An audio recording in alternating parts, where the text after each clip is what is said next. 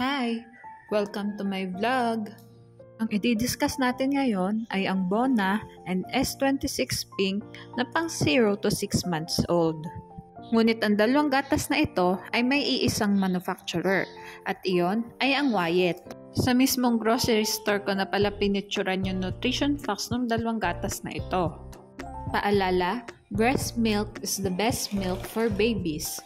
Simulan na natin sa energy, protein, whey, casein, carbohydrates, lactose, and fat lamang ang Bona. Samantalang lamang naman ang S26 Pink sa dietary fiber, linoleic acid, linolenic acid, arachidonic acid, and DHA. Dahil walang DHA at arachidonic acid ang Bona, lamang ang S26 Pink sa macronutrients.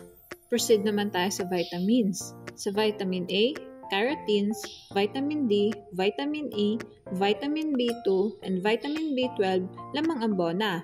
Samantalang lamang naman ang S26 Pink sa vitamin K, vitamin B1, and vitamin B6.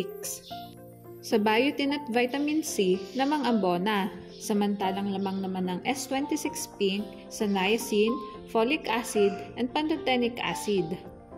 Lamang ang Bona sa vitamins.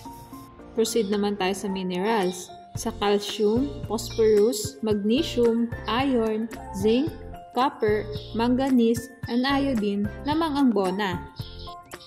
Sa sodium, potassium, chloride, and selenium lamang ang Bona. Lamang ang Bona sa minerals. Ang last part naman natin ay sa nucleotides.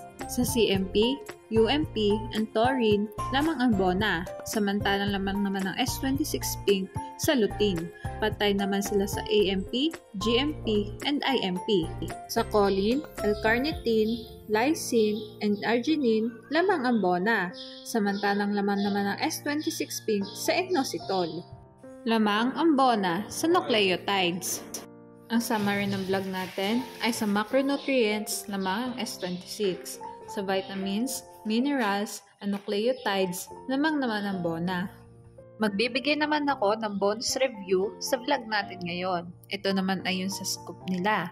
Ang full scoop ng Bona ay nasa 4.3 grams, samantalang ang sa S26 ay sa 4.5 grams. At sa pagtitimpla ng dalawang gatas na ito, ang kinalalabasan is 1 scoop for 1 ounce or 30 ml.